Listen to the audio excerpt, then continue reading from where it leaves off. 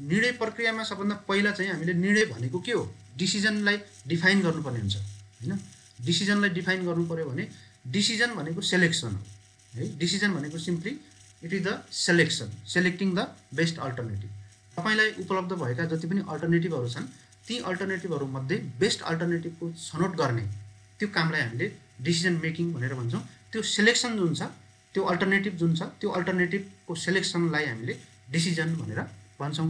हामी कहाँ दैनिक जीवनमा धेरै खालका समस्याहरू आउँछन्, यो गर्ने कि त्यो गर्ने भन्ने विषयमा हामी अनिर्णित अवस्थामा हुन्छौँ हैन। डेलीमा हुन्छ हामी कहाँ कुन काम गर्ने कुन काम नगर्ने। त्यसैले हामी कहाँ जति पनि समस्याहरू आउँछ त्यो समस्यालाई समाधान गर्नका लागि हामीले एप्रोच लिन्छौँ। त्यो एप्रोच भनेको डिसिजन मेकिङको एप्रोच हो हैन। अथवा यो भनेको सेलेक्टिभ चोइस हो। सेलेक्टिभ चोइस भनेको तपाईँले विभिन्न कुराहरूको एनालाइसिस गर्नुहुन्छ र त्यो मध्ये बेस्ट कुरालाई तपाईँले छनौट गर्नुहुन्छ, त्यसलाई हामीले डिसिजन भने हो। त्यसैले decision is simply the selection of the best alternative भनेर भन्छौँ। अथवा डिसिजनलाई तपाईँले what to do and what not to डुको सेलेक्सन हो हैन। तपाईँले के गर्ने र के नगर्ने दुईटै कुरा, नगर्नु पनि डिसिजन हो। त्यसैले गर्ने काम मात्रै डिसिजन होइन, कुनै काम नगर्ने निर्णय गर्नुभयो भने त्यो पनि निर्णय हो नि। जस्तो तपाईँले कृषि विकास बैङ्कले घर जग्गामा विगत 5-7 वर्षदेखि लगानी गर्दै आएको थियो, तर अब चाहिँ घर जग्गा कारोबारको मार्केट रिस्क हामीले एनालाइसिस गर्दाखेरि बढी रिस्क देखियो। त्यसैले अब लगानी नगर्ने निर्णय गर्यो। नगर्ने निर्णय पनि के हो त, what to do and what not to do दुईटै कुरा के हो, डिसिजन हो। त्यो अब उपरान्त घर जग्गामा लगानी नगर्ने भन्ने कुरा नै के हो, डिसिजन हो। त्यसैले के गर्ने भन्ने कुरा मात्रै होइन कि के नगर्ने भन्ने कुराको निधो गर्ने काम, identification of what to do and what not to do is the decision making process. अथवा डिसिजन मेकिङ प्रोसेस भनेको हाम्रो ऱ्यासनल चोइस हो। ऱ्यासनल चोइस भनेको लजिकल, तपाईँलाई सबभन्दा बढी बेस्ट बेनिफिटेड के कुराले गर्छ त त्यो बेस्ट बेनिफिटेड कुरालाई तपाईँले लागू गर्ने कुरालाई हामीले ऱ्यासनल चोइस भनेर भन्छौँ। ऱ्यासनल चोइस भन्नुको मतलब तपाईँलाई सबभन्दा बढी फाइदा हुने कुरा तपाईँले पहिचान गर्नुहुन्छ हो, त्यो पहिचान गर्ने कामलाई हामीले ऱ्यासनल चोइस भनेर भन्छौँ। तपाईँलाई जस्तो एकदम क्यालकुलेटेड वेमा भनौँ न, क्यालकुलेटेड वेमा तपाईँलाई के ठिक के बेठिक, कति कुनै एउटा काम गर्दा कति फाइदा हुन्छ, त्यो काम नगर्दा कति फाइदा हुन्छ, क्यालकुलेसन गर्ने, म्याथमेटिकल वेबाट क्यालकुलेसन गर्ने र त्यसलाई चाहिँ बेस्ट तपाईँलाई फाइदा हुने कुरा छनौट गर्ने कामलाई हामीले ऱ्यासनल चोइस भनेर भन्छौँ। त्यसैले decision is simply the rational choice हैन। इऱ्यासनल चोइसलाई डिसिजन मेकिङ होइन। त्यो इऱ्यासनल चोइसहरू भनेको कुरा के हो त भन्दाखेरि त्यो चाहिँ साइकोलोजीले अध्ययन गर्ने कुरा हो। यो म्यानेजमेन्टमा हामी त्यस्ता कुरा अध्ययन गर्दैनौँ। साइकोलोजीमा मान्छे चाहिँ पागल किन हुन्छ हैन, मान्छेले चाहिँ एकदमै लभ किन गर्छ, कसैलाई घृणा किन गर्छ हैन, थरीथरीको मान्छेको व्यवहार हुन्छ हो, त्यस्ता कुराहरू एकदम इऱ्यासनल एक्टिभिटीहरू मान्छेले देखाउँछ भने त्यो चाहिँ साइकोलोजीको कुरा हो। हामी त म्यानेजमेन्टमा एउटा चाहिँ म्यानेजमेन्टभित्रको हामी अध्ययन गर्दैछौँ भने त्यो भनेको जहिले पनि के हुन्छ त, decision making is the rational choice process. Rational choice भन्नुको मतलब logically mathematically calculated best benefit, त्यसलाई तपाईँले चोइस गर्नुहुन्छ भने त्यसलाई हामीले ऱ्यासनल डिसिजन मेकिङ प्रोसेस भनेर भन्छौँ। अथवा डिसिजन मेकिङलाई तपाईँले विगतमा के कस्ता कामहरू गर्नुभयो, ती कामहरूको आधारमा अहिले तपाईँलाई के कस्ता समस्याहरू आयो र यो समस्यालाई तपाईँले भविष्यमा कसरी सुनिश्चित गराउने, कसरी समाधान गर्ने भन्ने विषयमा तपाईँको एकदम विहङ्गम कम्प्रिहेन्सिभ स्टडी गर्ने हैन, एनालाइसिस गर्ने र त्यसको बारेमा भविष्यलाई सुनिश्चित बनाउने जुन प्रक्रिया तपाईँले अवलम्बन गर्नुहुन्छ, that process is known as decision making process. अब यो चाहिँ simply it is the regular function of management. व्यवस्थापनले यो नियमित रूपमा काम गरिरहेको छ। यसको मूलभूत उद्देश्य भनेको के हो त, व्यवस्थापन हाम्रो जुन सङ्गठन छ हाम्रो, त्यो सङ्गठनलाई चलायमान बनाउने, सङ्गठनलाई इच्छित दिशातर्फ डोर्याउने कामलाई नै डिसिजन मेकिङ भनेर भनिन्छ। डिसिजन मेकिङ भनेको स्टेटस क्यूबाट चाहिँ डिजायर्ड डाइरेक्सनमा कुनै पनि सङ्गठनलाई डोर्याउने। तपाईँ स्टेटस क्यू अथवा प्रेजेन्ट स्टेटस तपाईँको के छ, तपाईँ कहाँ हुनुहुन्छ, तपाईँको सेल्स कति छ, तपाईँको एसेट लायबिलिटीहरू कति छ हैन, तपाईँले प्रोडक्सन कति छ, यो सब कुराबाट तपाईँको डिजायर्ड डाइरेक्सन के हो, त्यो डिजायर्ड डाइरेक्सनमा जानका लागि तपाईँले हरेक नयाँ नयाँ गतिविधिहरूलाई छनौट गर्नुहुन्छ। त्यो छनौट गर्ने समग्र प्रक्रियालाई हामीले डिसिजन भनेर भन्छौँ।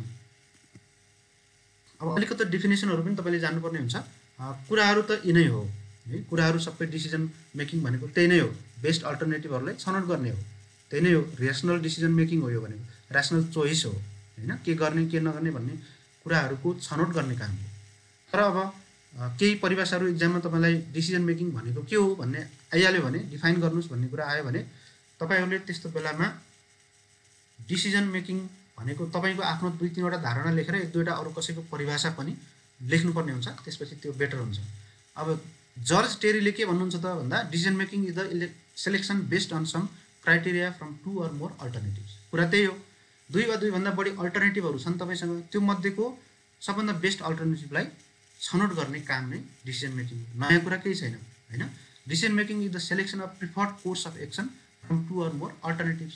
रबिन्सको परिभाषा पनि सेम छ। त्यसैले यो परिभाषाहरूमा अल्झिनुभन्दा पनि तपाईँले बुझेको कुरा जुन छ त्यो बुझेको कुरालाई अब यहाँ रबिन्सले अथवा टेरीले भनेर नाम चाहिँ तपाईँले जोड्नुपर्ने हुनसक्छ। अब हामी कहाँ एउटा निर्णय प्रक्रिया सरलीकरण निर्देशिका भन्ने छ है, 2065 भन्ने छ। अब यसले डिसिजन भनेको के बुझाउँछ त भन्दा 5वटा कुरा बुझाउँछ है। हाम्रो कानुनी परिभाषा हो यो चाहिँ, नेपालको लिगल डेफिनेसन 5वटा कुरा हुनुपर्छ अरे हैन। त्यसैले तपाईँले यो कुरालाई लेख्नुभयो भने तपाईँको एन्सरमा अलिकति ओज पूर्ण राइटिङ हुन्छ। निर्णय प्रक्रिया सरलीकरण निर्देशिका 2065ले निर्णय भन्नाले एउटै वाक्यमा लेखिदिए पनि हुन्छ। अधिकार प्राप्त अधिकारी हुनु पर्यो हैन, यस्तो व्यक्ति हुनु पर्यो जोसँग अथोरिटी छ हैन, अथोरिटी छ, अधिकार प्राप्त अधिकारी, अथोरिटी भएको मान्छे हुनु पर्यो, कानुनले अधिकार दिएको हुनु पर्यो। दोस्रो कुरा कुनै व्यक्ति हुनु पर्यो, दोस्रो कुरा त्यो व्यक्तिलाई कानुनले अधिकार दिएको हुनु पर्यो। तेस्रो कुरा कुनै विषय सवाल वा समस्या हुनु पर्यो।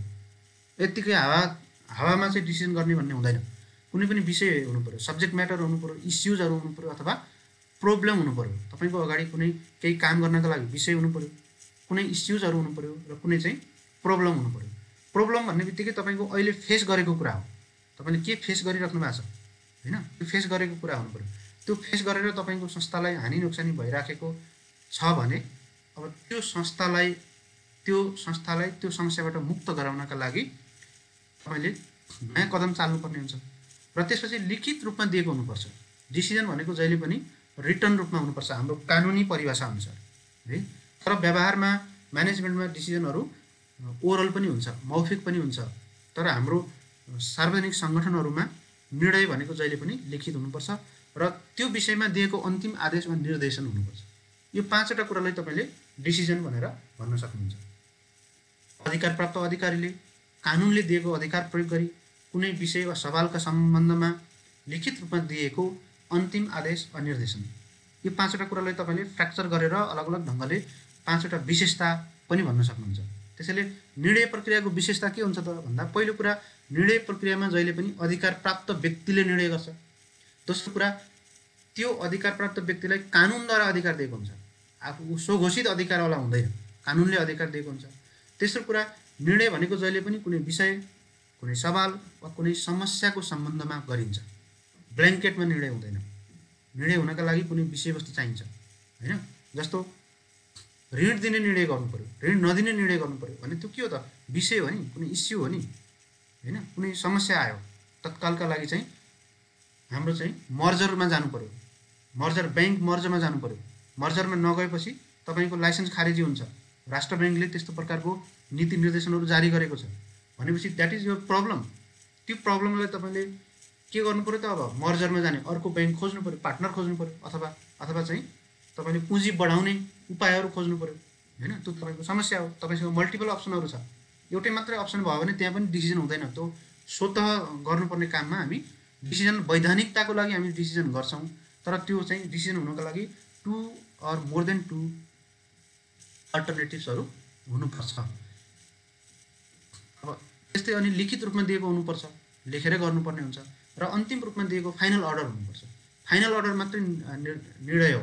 फाइनल अर्डर आउनुभन्दा पहिल्यै बिचमा तपाईँले राय परामर्श दिने काम चाहिँ डिसिजन होइन। डिसिजन भनेको अधिकार प्राप्त व्यक्तिले अन्तिम रूपमा जुन आदेश दिन्छ त्यो आदेशलाई हामीले डिसिजन भनेर भन्छौँ। जस्तो कतिपय कुराहरू मन्त्री परिषदमा पेश गरिन्छ नि, मन्त्री परिषदमा पेश गरेर क्याबिनेटले डिसिजन गर्यो भनिन्छ नि, त्यहाँभन्दा पहिला धेरै तहमा राय परामर्शहरू आइसकेको हुन्छ, तर त्यस्तोलाई हामी डिसिजन भन्दैनौँ। डिसिजन भनेको जहिले पनि के हुन्छ त, त्यो विषयवस्तुको लागि कुनै निर्क्युल दिने काम हुन्छ, फाइनल हुन्छ। त्यसैले हाम्रो निर्णय प्रक्रिया सरलीकरण निर्देशिका 2065 ले निर्णय भन्नाले यो 5 वटा कुरालाई जनाउँछ र निर्णयको विशेषताहरू भनेर तपाईले यसलाई पनि डिफाइन गर्न सक्नुहुन्छ। अब सार्वजनिक निकायले गर्ने सामान्य प्रशासकीय विषयको निर्णय 2065 को जुन हाम्रो निर्णय प्रक्रिया सरलीकरण निर्देशिका छ, यो निर्देशिकाले के कस्तो कुरा गरेको छ त भन्दा जस्तो कानुनको अधीनमा रहेर सामान्य प्रशासकीय निर्णय तोकिएको पदाधिकारीबाट हुन्छ भनेको छ। तोकिएको पदाधिकारी भनेको कानुनले जुन व्यक्तिलाई निर्णय गर्ने अधिकार दिएको छ त्यसबाट हुनुपर्छ, कानुनको परिधिमा रहेर। तर प्रशासकीय निर्णयहरू जो छ यो 2 तहभन्दा बढी हुनुहुन्न है। नीतिगत निर्णयहरू अलि बढी हुनुपर्छ, बढी तहको हुन्छ। नीतिगत निर्णयहरू भनेको पोलिसी बनाउने, कानुन बनाउने, सबैलाई लागू हुने, सबलाई प्रभाव पार्ने कुरालाई हामीले पोलिसी डिसिजन भनेर भन्छौँ। तर अब प्रशासकीय एडमिनिस्ट्रेटिभ डिसिजनहरू भनेको कसैलाई नियुक्ति गर्नुपर्ने छ, कसैलाई चाहिँ कारबाही गर्नुपर्ने छ हैन, कसैलाई चाहिँ सेवा प्रवाहलाई प्रभावकारी बनाउनु पर्ने छ, त्यो त भनेको कुनै पर्टिकुलर व्यक्तिलाई मात्रै प्रभाव पार्ने भनेको प्रशासकीय निर्णयहरू हो। नीतिगत निर्णयहरू भनेको ओभरअल आम जनतालाई, आम क्लाइन्टहरूलाई सबैलाई प्रभाव पार्ने भनेको नीतिगत निर्णयहरू हो। त्यस्तै अर्को चाहिँ परामर्श लिन आवश्यक भएमा निर्णयको लागि फाइल उठान गर्ने पदाधिकारीबाटै राय माग गर्नुपर्छ, राय माग गर्ने निर्णय चाहिँ गर्नु हुँदैन भन्ने कुरा हो। यो धेरै कुराहरू छन्, यो चाहिँ सार्वजनिक प्रशासनमा अलि बढी कर्मचारी तन्त्रमा बढी लागू हुन्छ। तर अब यो निर्णय प्रक्रिया सरलीकरण निर्देशिका 2065 को कुरा चाहिँ सरकारी बैंकहरू पनि लागू हुन्छ, किन त्यहाँ सार्वजनिक निकाय भनेको यो हाम्रो कृषि विकास बैंक पनि सार्वजनिक निकाय अन्तर्गत पर्छ। त्यस्तै यसमा अरू भएको कुराहरूमा जस्तो परामर्श दिनुपर्ने भयो 2 दिनभित्र परामर्श दिनुपर्छ हैन, परामर्श दिन नसके भए कारण खुलाएर दिनुपर्छ भन्ने कुराहरू, अरू धेरै कुराहरू यसमा छन्। मैले केही कुराहरू मात्रै ल्याइदिएको छु, त्यति धेरै इम्पोर्टेन्ट छैन। तर तपाईले हेर्नुपर्ने एउटा डकुमेन्ट के रहेछ भन्ने कुरा मात्रै बुझ्नु पर्यो भन्दा निर्णय प्रक्रिया सरलीकरण निर्देशिका 2065 मा सार्वजनिक निकायले गर्ने सामान्य प्रशासकीय निर्णयहरूको विषयमा चर्चा गरिएको छ। त्यो अन्तर्गत रहेर सामान्य प्रशासकीय निर्णयहरू गर्नुपर्छ। नेपालको सार्वजनिक सङ्गठनहरूमा निर्णय गर्दा लिने आधारहरू के हुन् त? फाउन्डेसन्स अथवा basis of decision making in public organisation हैन। कुनै पनि सार्वजनिक सङ्गठन जस्तो बैंकिङ सङ्गठन होस् अथवा चाहिँ कुनै सरकारी डिपार्टमेन्टल सङ्गठनहरू हो, यी सङ्गठनहरूले निर्णय लिँदा केही न केही आधारहरू लिनुपर्ने हुन्छ। त्यो आधारलाई फलो गरेर मात्रै डिसिजन गर्नुपर्छ, आफू खुसी डिसिजन गर्न चाहिँ पाइँदैन। त्यो आधारहरू के हुन् त भन्दा मुलुकको संविधान हो, the supreme law of the land भनेर भन्छौँ हैन हामी संविधानलाई। यो मुलुकको सर्वोच्च कानुन हो। संविधान विपरीत गएर कुनै पनि निर्णय तपाईले गर्न सक्नुहुन्न, कुनै पनि व्यक्तिले पनि सक्दैन, बैंकले पनि सक्दैन, सरकारले पनि सक्दैन, कसैले पनि सक्दैन। त्यसैले संविधान र प्रचलित अन्य कानुनहरू, बैंक तथा वित्तीय संस्था सम्बन्धी ऐन हेर्नु पर्यो हैन, बाफिया एक्ट हेर्नु पर्यो, कर्पोरेसन एक्ट, कम्पनी एक्ट हेर्नु पर्यो, इन्कम ट्याक्स एक्ट हेर्नु पर्यो, अथवा अन्य यस्तै कानुनहरू जो कानुनहरू छन् ती सबै कानुनमा भएका व्यवस्थालाई तपाईले हुबहु फलो गर्नुपर्ने हुन्छ निर्णय गर्दा। कृषि विकास बैंकले पनि यही कुरा हो। त्यस्तै राज्यको दीर्घकालीन सोचहरू, लङ टर्म भिजन, राज्यले फाइनान्सियल लिटरेसीको कुरो गरेको छ, राज्यले चाहिँ डिसेन्ट्रलाइजेसन अफ फाइनान्सियल सर्भिसेस भनेको छ, राज्यले डिजिटलाइजेसन भन्ने कुराहरू गरेको छ, राज्यले चाहिँ मनी लन्ड्रिङको कुराहरूलाई निस्तेज पार्ने, टेरोरिस्ट फाइनेन्सिङका कुराहरूलाई निस्तेज पार्ने कुराहरू गरेको छ भनेपछि त्यो राज्यको दीर्घकालीन सोच हो नि त हैन। त्यो सोचलाई तपाईले टेवा दिने गरेर डिसिजन गर्नुपर्छ। त्यो राज्यको दीर्घकालीन सोचलाई अहित गर्ने खालको डिसिजनहरू तपाईले गर्न हुँदैन।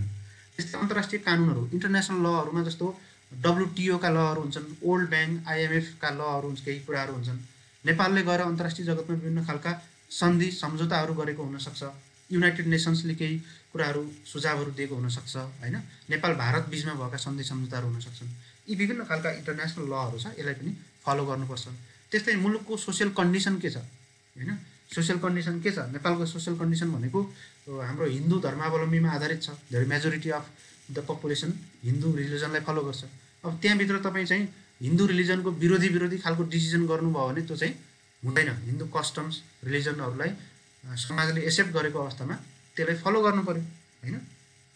त्यो सोसल कन्डिसनहरूलाई फलो गरेर डिसिजन मेकिङ गर्नुपर्ने हुन्छ। यस्तो अर्को संस्थाले हेर्ने भनेको तपाईँको पास्ट डिसिजन्सहरू, विगतमा तपाईँले के गर्दा के भएको थियो, के गर्दा के भएको थिएन, त्यसको एनालाइसिस गर्नुपर्ने हुन्छ। यदि सेम कुरा तपाईँ विगत 10 वर्षदेखि रिपिट गर्दै आउनु भएको छ भने यसको मिनिङ के भयो? मिनिङलेस भयो नि त हैन। अहिले त कुनै गतिलो काम गर्न सक्नु भएन। यो डिसिजनको पनि विगतको जस्तै कुनै अर्थ छैन। कुनै डिसिजन गर्नु पर्यो भने त्यो डिसिजनको इम्प्लिमेन्टेबिलिटी हेर्नुपर्छ। इम्प्लिमेन्टेबिलिटी, यो डिसिजन कार्यान्वयन हुन सक्छ कि सक्दैन। यदि कार्यान्वयन हुन सक्छ भने मात्रै तपाईँले डिसिजन गर्नुपर्ने हुन्छ, नभए चाहिँ त्यो डिसिजनको अर्थ छैन। त्यो कार्यान्वयनशीलता, इम्प्लिमेन्टेबिलिटी अफ इच डिसिजन हामीले कहाँबाट हेर्न सक्छौँ त? हाम्रो विगतको हिस्ट्रीबाट हेर्न सक्छौँ। त्यस्तै अदालतको फैसलाहरू, जुडिसियल डिसिजन्सहरू, होइन, अदालतले कुनै विषयमा कुनै फैसलाहरू गरेको छ भने त्यसको विरुद्धमा गएर तपाईँले कुनै डिसिजनहरू गर्न हुँदैन। जस्तो कृषि विकास बैङ्कमा अथवा राष्ट्रिय वाणिज्य बैङ्कमा अहिले अदालतको फैसलाले तपाईँहरूको जाँचै रोकिराखेको छ, होइन, इक्जाम धेरै भइसक्यो, समस्या छ। अब अदालतको फैसला एक थरी छ, अर्को थरी चाहिँ डिसिजन गरेर ल खुलाउने डिसिजन गरिदिने भनेर भन्नुभयो त भएन। कानुनले त खुलाउ भनेको छ नि, तर अदालतको फैसलाले त्यसलाई चाहिँ प्रतिरोध गरेको छ भने त्यस्तो बेलामा जुडिसियल डिसिजनहरूलाई पनि हेर्नुपर्ने हुन्छ। त्यस्तै यो विषयसँग सम्बन्धित, यो समस्यासँग सम्बन्धित, यो इस्युजहरूसँग सम्बन्धित फ्याक्ट्स र इभिडेन्सहरू के छन्, तपाईँका तथ्यहरूले के भन्छ? इभिडेन्स बेस्ड डिसिजन मेकिङ गर्नुपर्छ अहिलेको विश्वमा। इभिडेन्स बेस्ड डिसिजन मेकिङ भनेको तथ्यले सपोर्ट गर्नुपर्छ। तपाईँले इन्ट्युसनबाट डिसिजन गर्ने होइन, तपाईँको मनभित्र लाग्यो त्यसैले तपाईँले डिसिजन गरिदिनु भयो, त्यो कुरा अब चल्दैन। अब चाहिँ के हुनुपर्छ त? तथ्य, इभिडेन्स, फ्याक्ट, त्यो कुराले सपोर्ट गर्छ भने मात्रै डिसिजन गर्ने हो, अन्यथा यु क्यान नट डिसाइड, होइन। त्यस्तै तपाईँसँग स्रोत साधनको रिसोर्सेसहरूको एभाइलेबिलिटी कति छ? एकदम तपाईँले चाहिँ अब एकदम चन्द्रमासम्म जानलाई तपाईँले चाहिँ भर्याङ बनाइदिन्छु भन्नुभयो, त्यस्तो डिसिजन गर्नुहुन्छ त तपाईँले? हुँदैन। किन भन्दा त्यस्तो खालको रिसोर्सेसहरू हामीसँग छैन। त्यो चाहिँ इम्प्लिमेन्टेबिलिटी नै छैन, त्यसको रिसोर्सेसहरू, ल्याक अफ रिसोर्सेस छ भने तपाईँको जति कपेसिटी छ त्यो कपेसिटी अनुसारको तपाईँले डिसिजन गर्नुपर्ने हुन्छ। कुनै पनि सार्वजनिक निकायहरूले निर्णय गर्दा यिनी आधारहरूलाई हामीले लिन्छौँ। अब हाम्रो अर्को सुशासन सञ्चालन तथा व्यवस्थापन ऐन 2064 छ। यो ऐनमा पनि निर्णय गर्दा विचार गर्नुपर्ने कुरा भनेर तोकेको छ। त्यसैले तपाईँले हेर्नुपर्ने कुरा यो एउटा ऐन पनि छ। अहिलेको एउटा हामीले डिसिजन सिम्प्लिफिकेसन प्रोसिडर 2065 को कुरा गऱ्यौँ। अर्को चाहिँ सुशासन सञ्चालन र व्यवस्थापन ऐन 2064 छ। खास गरिकन यो चाहिँ सार्वजनिक निकायहरूलाई लाग्ने हो। तपाईँले जाँच दिने कृषि विकास बैङ्क अथवा राष्ट्रिय वाणिज्य बैङ्क पनि सार्वजनिक निकाय नै हो, त्यसैले तिनीहरूमा पनि यो कुरा लागु हुन्छ। त्यसैले तपाईँले यिनी ऐन नियमको कुरा पनि केही हदसम्म हेर्नुपर्ने हुन्छ। अब यसले के कुरा गर्छ त भन्दा निर्णय हुँदाखेरि निश्चित समयभित्रै गर्नुपर्छ, टाइम बााउन्ड हुनुपर्छ। Decision must be time bound. कुनै 3 महिनाभित्र गरिसक्ने भनेपछि you must do that decision within that specified time period. त्यो टाइम पिरियडभित्र तपाईँले गरिसक्नुपर्छ। त्यसैले अर्को यसले के भन्छ त? निर्णय पन्छाउन हुँदैन है। Do not avoid decision making. तपाईँलाई कुनै डिसिजन गर्दा तपाईँलाई फाइदा छ, नगर्दा चाहिँ तपाईँलाई घाटा छ त व्यक्तिगत भनेपछि त्यस्तो बेलामा तपाईँले निर्णय पन्छाइदिनुहुन्छ। नेपालमा भएको मूलभूत समस्या भनेको के हो त? यही हो मूलभूत समस्या। हामीले निर्णयलाई चाहिँ पन्छाइदिन्छौँ, चाहे राष्ट्र बैङ्कले होस्, चाहे कृषि विकास बैङ्कले होस्, चाहे गभर्मेन्टका डिपार्टमेन्टहरूले हो, निर्णय पन्छाउने प्रवृत्ति छ। त्यसैले यो हाम्रो यो ऐनले के भन्छ त? निर्णयलाई पन्छाउनु हुन्न। पन्छाउनु भनेको तपाईँको जिम्मेवारीमा छ भने तपाईँले डिसिजन गर्नैपर्छ। म गर्दैन, भोलि पर्सि मेरो रिटायर भएपछि अर्को आउला, गरे गरोस् नगरे नगरोस्, मलाई बाल मतलब भन्ने खालको तपाईँको सोच हुनु हुँदैन। निर्णय तपाईँले गर्नुपर्छ भने चाहिँ यु मस्ट डु द्याट। त्यस्तै अर्को चाहिँ स्वार्थबाजीमा निर्णय गर्न नहुने, no decision in conflict of interest. Conflict of interest भनेको के हो भन्दा तपाईँको दुई थरी स्वार्थहरू छ। एउटा तपाईँको इन्डिभिजुअल स्वार्थ छ, अर्को तपाईँको संस्थाको स्वार्थ छ। जस्तो तपाईँ कुनै एउटा कृषि विकास बैङ्कमा तपाईँ कार्यरत हुनुहुन्छ, बैङ्कको माथिल्लो तहमा म्यानेजरमा कार्यरत हुनुहुन्छ र कृषि विकास बैङ्कमा चाहिँ एउटा कम्प्युटर अपरेटर, कम्प्युटर करारमा लिनुपर्ने अवस्था आयो। त्यस्तो बेलामा तपाईँको आफ्नै मान्छे एकदम रिलेटिभले चाहिँ एप्लाई गरेको छ भने तपाईँ त्यसलाई सेलेक्सन गर्न सक्नुहुन्न। You can not select. किन भन्दा त्यहाँ कन्फ्लिक्ट अफ इन्ट्रेस्ट हुनसक्छ। कन्फ्लिक्ट अफ इन्ट्रेस्ट भनेको तपाईँको नातेदार भएको कारणले उसलाई सेलेक्सन गर्ने तपाईँको एउटा इन्ट्रेस्ट, व्यक्तिगत इन्ट्रेस्ट हुन्छ। अर्को चाहिँ संस्थाको इन्ट्रेस्ट हुन्छ। संस्थाको इन्ट्रेस्ट र व्यक्तिको इन्ट्रेस्ट बिचमा टक्राव आयो भने यु क्यान नट डिसाइड। यस्तो बेलामा तपाईँले पन्छिनुपर्छ। You avoid that decision making, होइन, त्यसलाई तपाईँले अभोइड गरेर अगाडि बढ्नुपर्छ। त्यसलाई भन्छौँ हामी कन्फ्लिक्ट अफ इन्ट्रेस्टमा स्वार्थ गर्न नहुने, तर निर्णय गर्न नहुने। तर यो कन्फ्लिक्ट अफ इन्ट्रेस्ट सम्बन्धी कानुनहरू हामीसँग छैन अहिलेसम्म।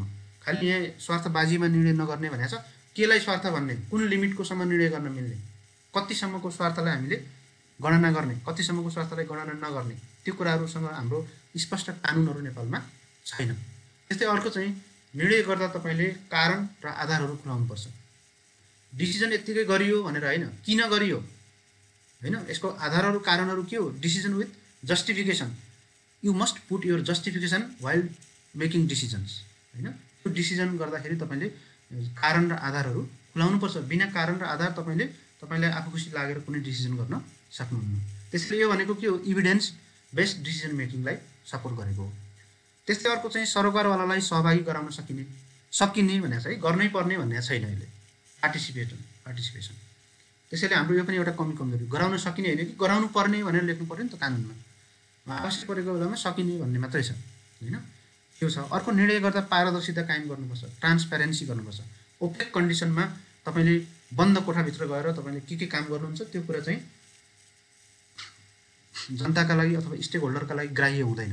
त्यसैले ओपन गभर्मेन्ट हुनुपर्छ। तर अब यो कृषि विकास बैङ्कमा निर्णय गर्दा पारदर्शिता कायम गर्नुपर्ने भन्ने कुरा चाहिँ कति हदसम्म लागू गर्न सकिन्छ, त्यहाँनिर ट्रेड अफको कुरा आउँछ होइन। कतिसम्म पारदर्शिता कायम गर्ने र कति हदसम्म तपाईँले सेक्रेसी कायम गर्नुपर्ने। किन भन्दा ब्याङ्किङ र बिजनेस सेक्टरमा कर्पोरेट सेक्रेटहरू हुन्छन्, धेरै कुराहरू गोप्य राख्नुपर्ने हुन्छ। एकातर्फ गोप्य राख्नुपर्ने छ, अर्कोतर्फ सार्वजनिक निकाय भएको कारणले ट्रान्सपरेन्सी पनि अवलम्बन गर्नुपर्ने छ। कति हदसम्म ट्रान्सपरेन्सी, कति हदसम्म गोप्यता, यो दुईटाको बिचमा सन्तुलन कायम गर्न एकदमै ठुलो समस्या छ कृषि विकास बैङ्कको लागि।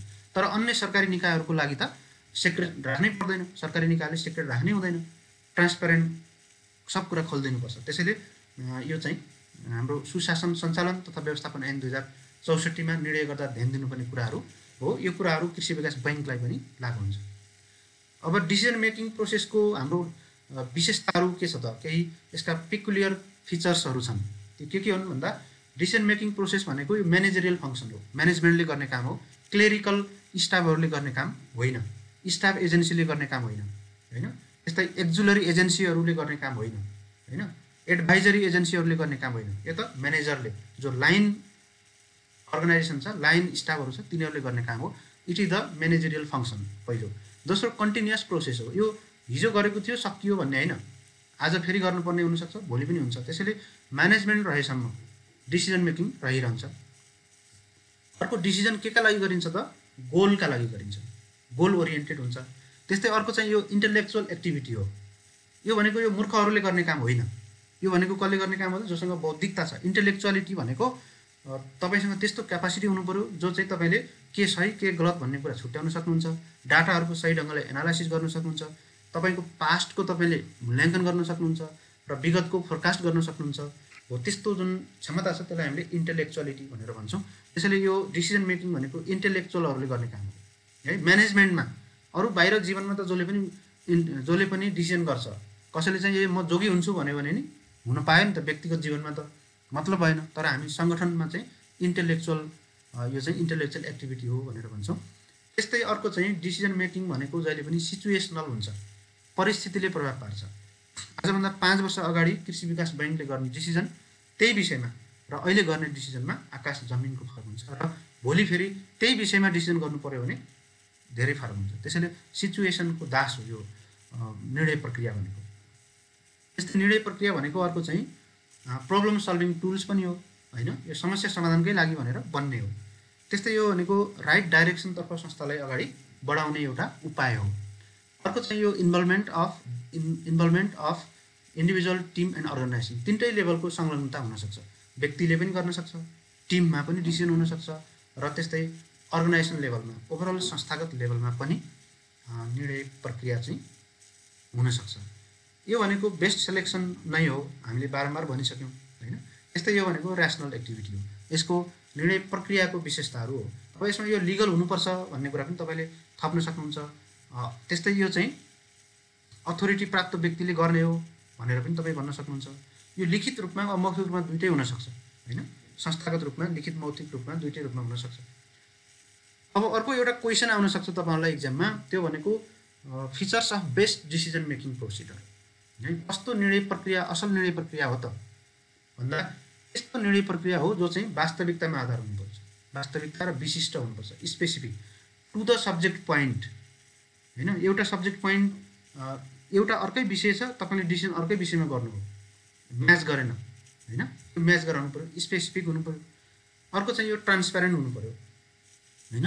त्यस्तै अर्को चाहिँ पार्टिसिपेटरी पनि हुनु पऱ्यो, त्यस्तो डिसिजन मेकिङ जहाँ स्टेक होल्डरहरूलाई पार्टिसिपेसन गराएको हुनु पऱ्यो।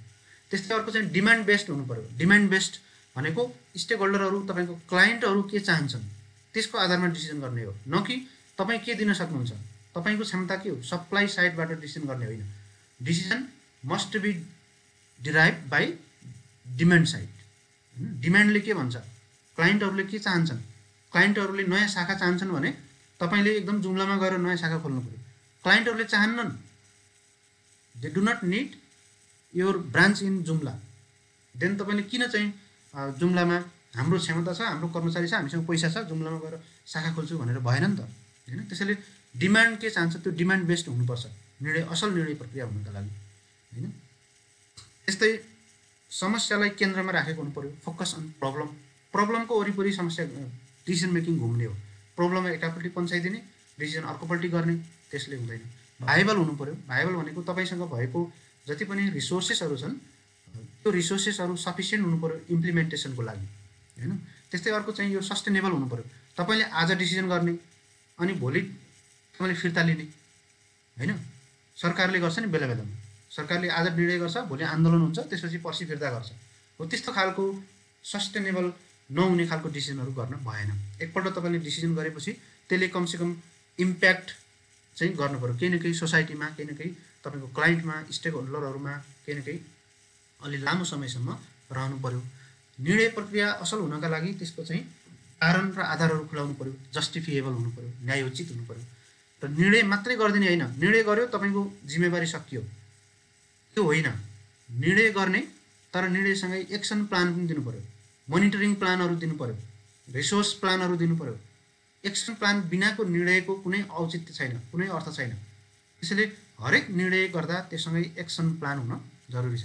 निर्णय गरियो ल तपाईँको जुम्लामा शाखा खोल्ने, कृषि विकास ब्याङ्कले जुम्लामा अर्को शाखा खोल्ने भनेर डिसिजन गरियो, तर कहिले खोल्ने, जिम्मेवार व्यक्ति को हुने, कति रिसोर्स लाग्ने, मोनिटरिङ कसले गर्ने, त्यसको खरिद प्रक्रियाहरू के हुने होइन, कर्मचारी व्यवस्था कसरी गर्ने, इन्डिकेटरहरू के हुने, त्यो कुरा तपाईँले एक्सन प्लान बनाउनु भएन भने त यो कार्यान्वयन नै हुँदैन नि। त्यसैले राम्रो निर्णय प्रक्रियामा जहिले पनि एक्सन प्लान चाहिँ सँगै एट्याच भएको हुनुपर्छ र अनुगमन मूल्याङ्कनको संयन्त्र चाहिँ प्रभावकारी हुनुपर्छ, नभए डिसिजन कार्यान्वयन हुँदैन। अब एउटा यो स्टेप्स अफ डिसिजन मेकिङ अलिकति इम्पोर्टेन्ट छ, यसलाई हामी डिसिजन साइकल पनि भन्छौँ। डिसिजन साइकल भन्नुको मतलब डिसिजन कहाँदेखि सुरु हुन्छ र कुन कुन चरणहरू पार गर्दै गएर यो चाहिँ टुङ्गिन्छ भन्दा सबभन्दा पहिला डिसिजन हुनका लागि प्रब्लम इनिसिएसन हुनुपर्छ, प्रब्लम सुरुवात हुनुपर्छ, केही न केही को प्रब्लम चाहिँ सुरुवात हुनु पऱ्यो। प्रब्लम सुरुवात भनेको जस्तो कृषि विकास बैङ्कले दरबार मार्गमा एउटा चाहिँ अर्को एटिएम राख्नुपर्ने भयो भन्दाखेरि प्रब्लम इनिसिएसन के भयो भन्दा त्यहाँनिर दरबार मार्गमा एक्जिस्टिङ जुन एटिएम मसिन छ त्यो मसिनले थेक्न सकेन, त्यहाँ बाहिर धेरै लामो लाइन देखियो अनि सब मान्छेहरूले, क्लाइन्टहरूले गाली गर्न थाले भनेपछि प्रब्लम इनिसिएसन भयो। त्यो क्लाइन्टहरूले, त्यो कर्मचारीहरूले के बुझे त भन्दा यो कृषि विकास बैङ्कले गतिलो काम गरेन यहाँ भन्ने समस्या भयो। त्यो द्याट इज प्रब्लम इनिसिएसन, सुरुवात भयो।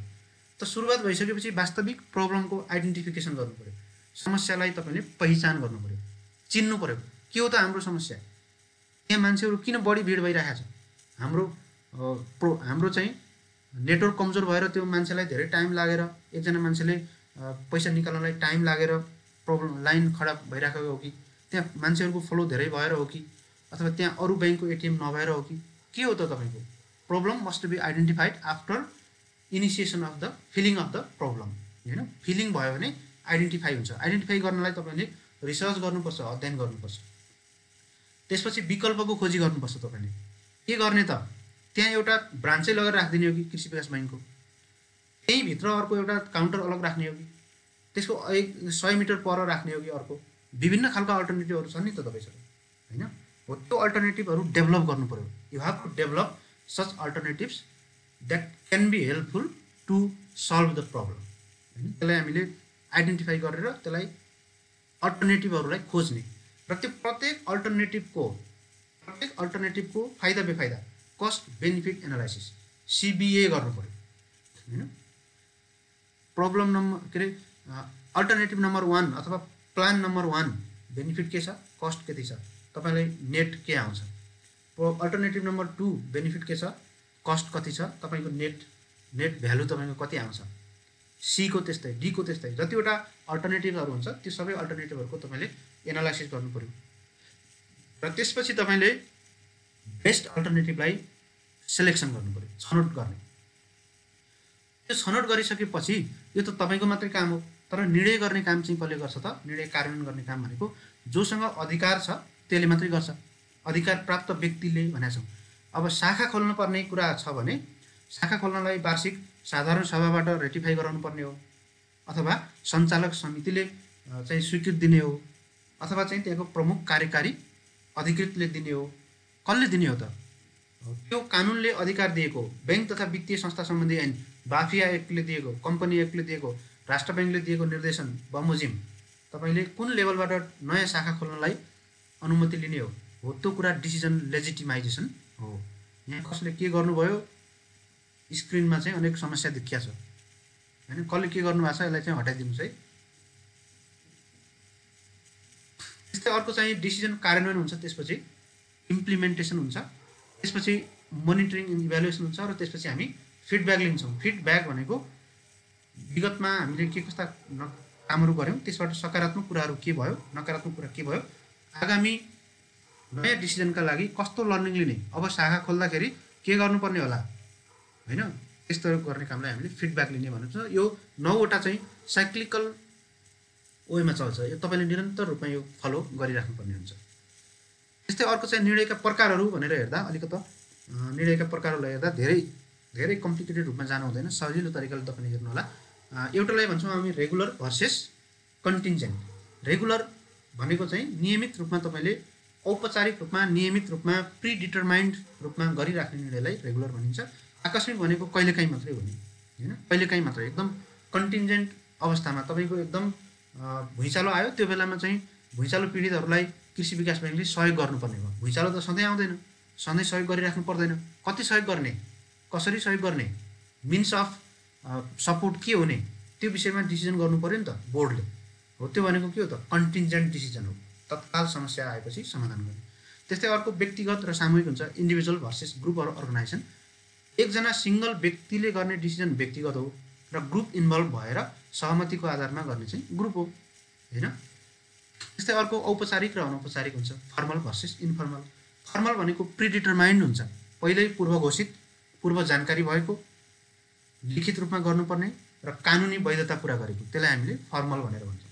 फर्मल हुनका लागि के हुनु पर्यो त, पूर्व घोषित हुनु पर्यो, सबैजनालाई जानकारी दिएको हुनु पर्यो, कानुनी रिजल्ट निकाल्ने हुनु पर्यो, इम्प्लिमेन्टेसन बाध्यकारी हुनु पर्यो र लिखित हुनु पर्यो। यो 5वटा कुरा भयो भने त्यसलाई हामीले के भन्छौँ, फर्मल भनेर भन्छौँ।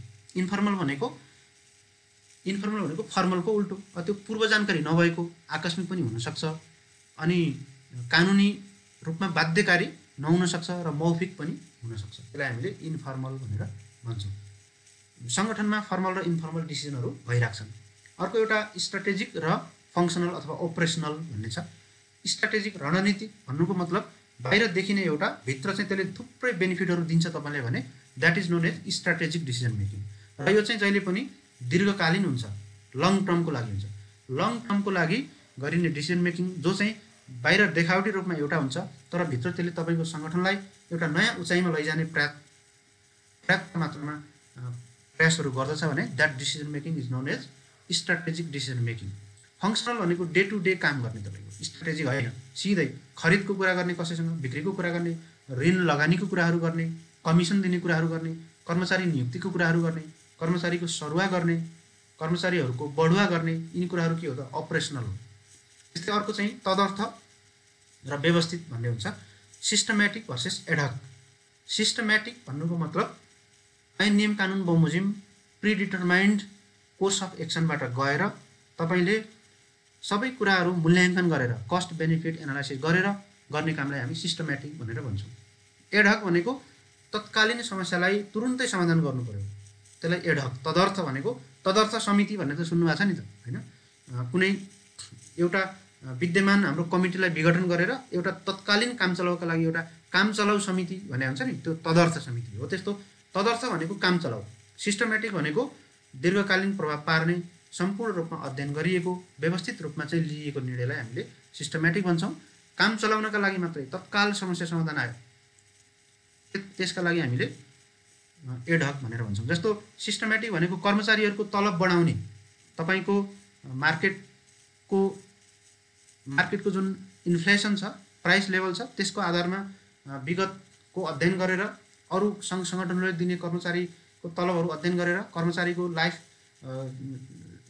लाइफको उनीहरू गुजारा गर्ने सिस्टम सबै हेरेर त्यसरी कर्मचारीको तलब तपाईँले पर्मानेन्टली बढाउनु हो भने that is known as systematic decision making. तर एडहकमा कर्मचारी संयन्त्रले कर्मचारीको जुन ट्रेड युनियनहरू छ, यो ट्रेड युनियनहरूले तपाईँलाई विरोध गर्यो, व्यापक रूपमा विरोध गर्यो, आन्दोलन गर्यो, स्ट्राइक गर्यो, कर्मचारीको तलब कम भयो भनेर। अब यो कर्मचारीको तलब कम भयो भनेर आन्दोलन गरेको छ ट्रेड युनियनहरूले भने त्यस्तो बेलामा व्यवस्थापनले ल तत्काललाई मैले चाहिँ 10% बढाइदिने निर्णय गरेँ, अब भोलि पर्सि हामी हेरेर अध्ययन गरेर अनि तपाईँहरूको 10% भन्दा कम भए पनि हुन्छ, बढी भए पनि हुन्छ, हामी त्यसरी अरू सुविधाहरू हामी सिस्टमेटिक ढङ्गले गर्छौँ। अहिलेलाई तपाईँको यो स्ट्राइक छोड्नुहोस्, मैले चाहिँ 10,000को 10%को दरले बढाइदिने डिसिजन गरेँ भनेर व्यवस्थापनले भन्यो भने that is only the problem solving approach होइन, अहिलेको तत्कालीन समस्या समाधान गर्ने मात्रै, त्यसलाई हामीले एडहक डिसिजन मेकिङ भन्छौँ। नेपालमा खास धेरै जसो चाहिँ एडहक डिसिजन मेकिङको बोलवाला छ। त्यस्तै अर्को चाहिँ नीतिगत र कार्यगत भन्ने छ, पोलिसी र अपरेसनल अथवा फङ्सनल। अघि पनि मैले भने पोलिसी भनेको सबलाई प्रभाव पार्ने, कुनै पनि एउटा पर्टिकुलर व्यक्तिका लागि नबनिकन समग्रतामा धेरै जसो मान्छेहरूलाई, क्लाइन्टहरूलाई समेट्ने जुन पोलिसी छ, नीति निर्णय छ, त्यसलाई हामीले पोलिसी भनेर भन्छौँ। नीति बनाउने, जस्तो 20% भन्दा बढी हामीले रियल इस्टेटमा लगानी नगर्ने भनेर कृषि विकास ब्याङ्कले पोलिसी बनायो भने, निर्णय गर्यो भने द्याट इज पोलिसी डिसिजन। कुनै व्यक्तिलाई त भनेको छैन नि त, त्यो रामबहादुरलाई, श्यामबहादुरलाई, सीता गीतालाई फोकस गरेर बनेको होइन, त्यो त ओभरअल सबैलाई हो, त्यसलाई हामी पोलिसी भनेर भन्छौँ। अब अपरेसनल अथवा फङ्सनल भनेको ल तपाईँ चाहिँ पास हुनुभयो, पास भएपछि तपाईँलाई नियुक्ति दिनु पऱ्यो, नियुक्ति दिनु पऱ्यो भने तपाईँलाई नियुक्ति दिन्छ, जनशक्ति शाखा छ, जनशक्ति व्यवस्थापन शाखा, त्यो शाखाले तपाईँलाई नियुक्ति दिन्छ। नियुक्ति दिनेको काम के भयो त, त्यो अपरेसनल डे टु डे काम हो, त्यसले त सबैलाई प्रभाव पारेन नि। तपाईँलाई नियुक्ति दिएको कुरा मलाई के मतलब होइन, अथवा अर्को श्यामबहादुरलाई के मतलब छैन। त्यसैले पोलिसी र अपरेसनल दुई किसिमको डिसिजन मेकिङ हुन्छ। एउटालाई अर्को पनि प्रकार छ, प्रोएक्टिभ र रिएक्टिभ भनेर भन्छौँ। समस्या आउनुभन्दा पहिल्यै तपाईँ सतर्क भएर गर्नुभयो भने that is known as proactive, otherwise समस्या आइसकेपछि समाधान गर्नुहुन्छ भने द्याट इज रिएक्टिभ। अर्को छ जुडिसियल भर्सेस एडमिनिस्ट्रेटिभ। जुडिसियल भनेको अदालतबाट हुने फैसला जो चाहिँ अनिवार्य रूपमा सबैले मान्नै पर्छ, कसैले पनि च्यालेन्ज गर्न सक्दैन। तर एडमिनिस्ट्रेटिभ भनेको त्यसको रिभ्यू पनि हुन्छ, त्यसभन्दा माथि जानु पनि सक्छ, त्यो सबैलाई लागू हुन सक्दैन, त्यसलाई हामीले एडमिनिस्ट्रेटिभ भन्छौँ। एडमिनिस्ट्रेटिभ भनेको डे टु डे हो, विवाद समाधान होइन। जुडिसियल भनेको विवाद समाधान, स्वतन्त्र न्यायिक निकायहरूद्वारा गरिने डिसिजन मेकिङ हो। अदालतले जुन फैसला गर्छ त्यो भनेको जुडिसियल हो। निर्णय प्रक्रियाका शैलीहरूमा हेऱ्यौँ भने यो चाहिँ नेतृत्वको शैलीहरू जस्तै मिल्छ है। एउटा चाहिँ एकाधिकारिक शैली हुन्छ, नेतृत्वको शैली पनि यस्तै हुन्थ्यो होइन। एकाधिकारिक अटोक्रेटिक भनेको कसैलाई नसोध्ने, म नै सर्वेसर्वा हुँ भन्ने। त्यस्तै अर्को परामर्शदायी हुन्छ, अरूको सेवा, अरूको चाहिँ सुझावहरू लिने, कन्सल्टेटिभ। अर्को हुन्छ कन्सेन्सस ओरिएन्टेड, सहमतीय भन्नुको मतलब सबैजनालाई सहमत गराएर, पार्टिसिपेसन पनि गराउने, सबैलाई कन्सेन्ससमा ल्याउने, सबैका कुराहरूलाई राखेर सबैलाई मिलाएर लैजाने, कन्सेन्सस।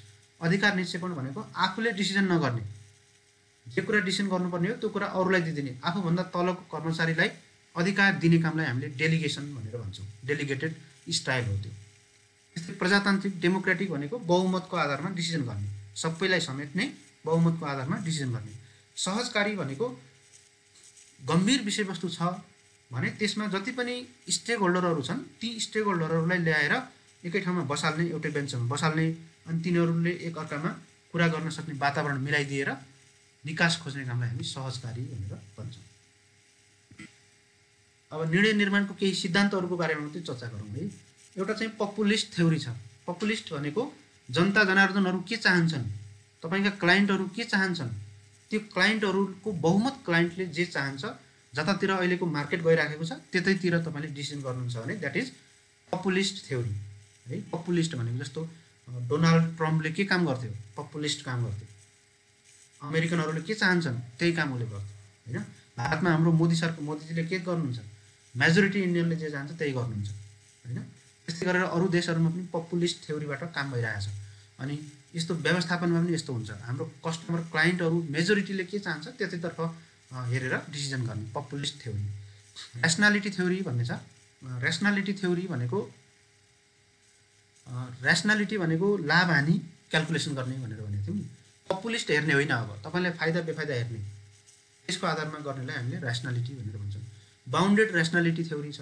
ऱ्यासनालिटी भनेको इन्फर्मेसन लिएर इन्फर्मेसनको एनालाइसिस गर्ने हो, तर सबै इन्फर्मेसन तपाईँले लिन सक्नुहुन्न, किन भन्दा तपाईँसँग ऱ्यासनालिटीको बााउन्डेड छ, तपाईँसँग लिमिटेसन छ, लिमिटेड ऱ्यासनालिटी थ्योरी। त्यसैले जे सम्भव हुन्छ त्यही मात्रै गर्ने, त्यही मात्रै डिसिजन गर्ने भनेको के हो त, बााउन्डेड ऱ्यासनालिटी थ्योरी। अर्को छ कन्टिन्जेन्सी थ्योरी, परिस्थिति अनुसार निर्णय गर्ने। त्यस्तै अर्को चाहिँ इन्क्रिमेन्टल थ्योरी छ। नयाँ कुरा केही पनि नहेर्ने, विगतमा जे जति कुराहरू भइराखेको छ त्यसैलाई तपाईँले अलिकति थपिदिने, 5% 10% थप्ने। विगतमा 50 जना कर्मचारी थिए, अब 5% थपिदिएर 53 जना कर्मचारी राख्ने निर्णय गर्नु हो, द्याट इज इन्क्रिमेन्टल। विगतमा 1 करोड रुपियाँ बजेट दिएको थियो एउटा शाखालाई, अब अहिले 10%ले 1 करोड 10 लाख रुपियाँ दिने डिसिजन गरियो, द्याट इज इन्क्रिमेन्टल। खास गरिकन बजेटका कुराहरू इन्क्रिमेन्टल हुन्छ। नेपालमा हाम्रो बजेट पनि के छ त, इन्क्रिमेन्टल डिसिजन मेकिङ हो।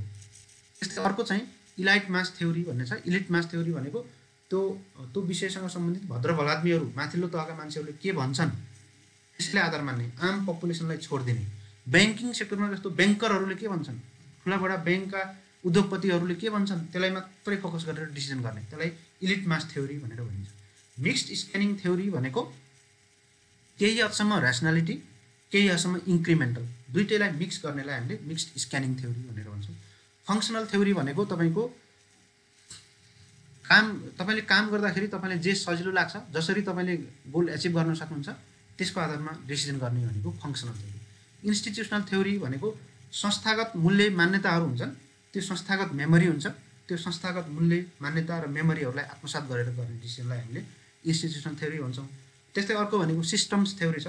सिस्टम्स थ्योरी भनेको रिसोर्सेसहरू इनपुटको रूपमा कति एभाइलेबल छ, कति तपाईँ त्यसलाई खपत गर्न सक्नुहुन्छ, कति रिजल्ट निकाल्न सक्नुहुन्छ, इनपुट प्रोसेस र आउटपुटको रूपमा डिसिजनलाई हेर्नुपर्छ भन्ने मान्यता चाहिँ सिस्टम थ्योरी हो। अब यो थ्योरीहरूको बारेमा डिटेलमा तपाईँले जानु पर्दैन, एक एक लाइन तपाईँले कमसेकम यस्तो यस्तो छ भनेर हेर्दा बेटर हुन्छ। तर अब यो थ्योरीकै बारेमा हेर्नु पऱ्यो भने तपाईँलाई यो थुप्रो समय लाग्छ, तपाईँ त्यतातिर नजानु। डिसिजन मेकिङको मोटामोटी प्रिन्सिपलहरू के छन्, थ्योरिजहरू के छन् भन्दा यो कुराहरू छ। अब यो कुराहरू मैले अघि नै व्याख्या गरेँ है। अब डिसिजन मेकिङको कन्डिसन्सहरू के हुन्छ त, यो कुरा तपाईँहरूलाई इम्पोर्टेन्ट छ। एउटा कुरा, डिसिजन मेकिङ, कुनै पनि सङ्गठनले डिसिजन मेकिङ गर्नु पऱ्यो भने तिनवटा सिचुएसन उसको अगाडि हुनसक्छ। पहिलो सिचुएसन भनेको एउटा सर्टेनिटी हुन्छ, सुनिश्चित वातावरणमा डिसिजन गर्नुपर्ने हुन्छ। अर्को चाहिँ रिस्कको इन्भाइरोमेन्ट हुन्छ, रिस्कको इन्भाइरोमेन्ट हुन्छ। त्यस्तै अर्को चाहिँ अनसर्टेनिटीको स्थिति हुन्छ। सर्टेनिटी भनेको 100% घटना घट्छ भन्ने तपाईँलाई थाहा छ भने that is known as certainty. Risk भनेको तपाईँ क्यालकुलेट गर्न सक्नुहुन्छ, तपाईँ घटाउन सक्नुहुन्छ, तपाईँले चाहेको कुरा एचिभ गर्न सक्ने सम्भावना तपाईँले क्यालकुलेट पनि गर्न सक्नुहुन्छ, तपाईँले घटाउन पनि सक्नुहुन्छ, तपाईँले अभोइड गर्न पनि सक्नुहुन्छ, द्याट इज रिस्कको इन्भाइरोमेन्ट। अनसर्टेनिटी भनेको you can not imagine, you can not calculate the risk होइन, you can not avoid such things.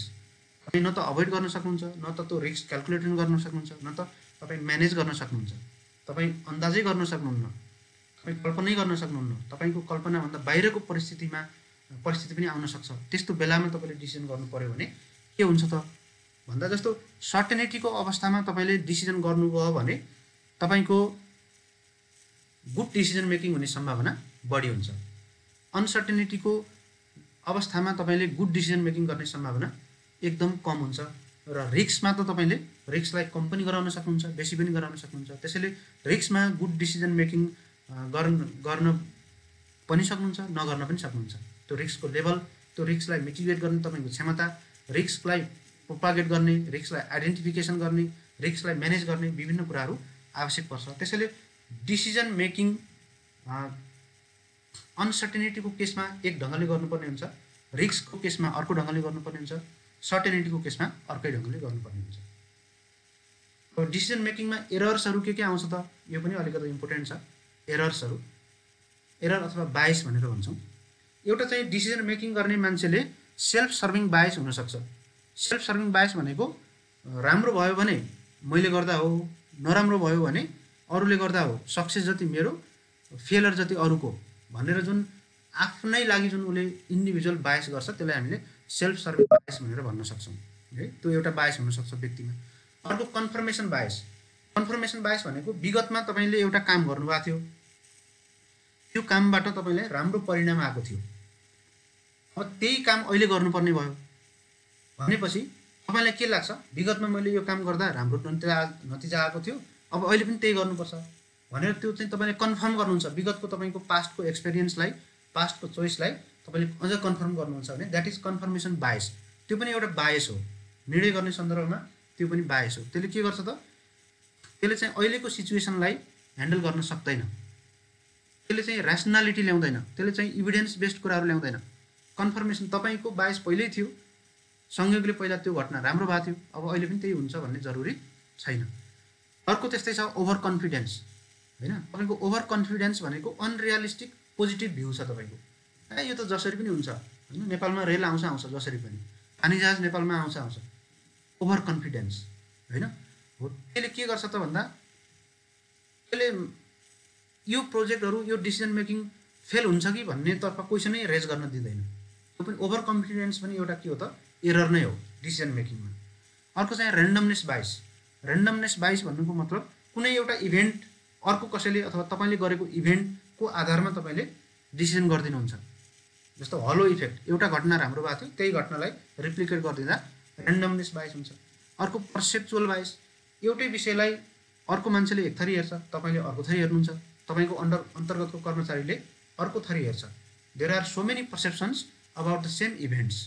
त्यो इभेन्ट्सलाई इन्टरप्रेट गर्ने विभिन्न खालका भ्युजहरू छन्। त्यो भ्युजमध्ये तपाईँ डिसिजन मेकिङ हुनुहुन्छ भने तपाईँको आफ्नो भ्यू पर्सेप्सनको कारणले तपाईँले डिसिजन गर्नुहुन्छ भने त्यसलाई हामी पर्सेप्सन बायस भनेर भन्छौँ। इमिडिएट ग्राटिफिकेसन भन्ने छ। इमिडिएट ग्राटिफिकेसन बायस भनेको के हो भन्दा तपाईँलाई तत्काल यसले राहत दिन्छ, तपाईँले तत्काल यसलाई पे अफ दिन्छ, पे अफ भनेको फाइदाहरू दिन्छ भने तपाईँ त्यही काम गरिदिनुहुन्छ, भविष्य तपाईँ हेर्नुहुन्न, दूरदराज तपाईँले हेर्नुहुन्न भने त्यसलाई चाहिँ हामीले इमिडिएट ग्राटिफिकेसन भनेर भन्छौँ। त्यो पनि एरर हो। अर्को चाहिँ रिप्रेजेन्टेसन बायस भन्ने छ। रिप्रेजेन्टेसन बायस भनेको तपाईँ को हो त, हु आर यु, तपाईँ कहाँबाट आउनुभएको, तपाईँ आफू आएको कारणले आफ्नो क्षेत्रको, आफ्नो जातको, आफ्नो चाहिँ जेन्डरको त्यसको रिप्रेजेन्टेसन गरेर आउनुभएको छ भने त्यसको हितमा तपाईँले गरिदिन सक्नुहुन्छ कि, त्यसलाई हामीले रिप्रेजेन्टेसन बायस भनेर भन्छौँ। यो विभिन्न खालका बायसहरू चाहिँ डिसिजन मेकिङमा हुने गर्छन्। अब हामी थ्योरिटिकल पार्टबाट हामी अलिकति प्र्याक्टिकल एप्रोचमा जान्छौँ। तपाईँहरूको क्वेसन धेरै छ, मैले च्याट बक्समा देखिरहेको छु, त्यो म एकैचोटि डिल गर्छु है यसलाई सकाएर। नेपालको सार्वजनिक निकायमा निर्णय गर्ने तरिकाहरू के छन् त, डिसिजन मेकिङ इन्स्ट्रुमेन्ट्सहरू के छन् त भन्दा ब्याङ्कहरूमा पनि त्यही नै हो। फर्मल प्रपोजल कसैले प्रपोज उठाउँछ अनि त्यसलाई चाहिँ लगेर डिसिजन गरिन्छ। टिप्पणी उठाइन्छ। टिप्पणी भनेको तल्लो तहको कर्मचारीले प्रस्ताव उठाउने, त्यसमा राय परामर्शहरू दिने विभिन्न तहहरूमा, र अन्तिम रूपमा जोसँग अधिकार छ त्यसले चाहिँ सदर गरेर त्यो निर्णय गर्ने, त्यसलाई हामीले टिप्पणी उठाएर भनेर भन्छौँ। अर्को मौखिक आदेश। मौखिक आदेश भनेको कुनै अधिकार प्राप्त व्यक्तिले ल यसो गर्नु छ है भनेर सिधै आदेश दिने, ओरल अर्डर होइन। त्यस्तै अर्को चाहिँ तोक आदेश, डाइरेक्ट अर्डर दिने। चिठी निवेदन कसैको आयो त्यसैमा चाहिँ यसो गर्नु भनेर लेखिदिने, त्यसलाई तोक आदेश भनेर भन्छौँ। अर्को चाहिँ बोर्ड अफ डिरेक्टर्स होइन, सञ्चालक समितिहरूको बैठक बोलाएर ठुल्ठुला डिसिजनहरू बोर्ड अफ डिरेक्टर्सबाट गराइन्छ। त्यस्तै अर्को चाहिँ स्टेक होल्डरहरूसँग छलफल गरेर पार्टिसिपेटरी तरिकाले हामी गर्छौँ। यो विभिन्न तरिकाहरू हामीले प्रयोग गर्ने गर्छौँ। अब हाम्रो निर्णय प्रक्रिया सरलीकरण निर्देशिकाको कुरा अघि हामीले सुरुमा गरेका थियौँ।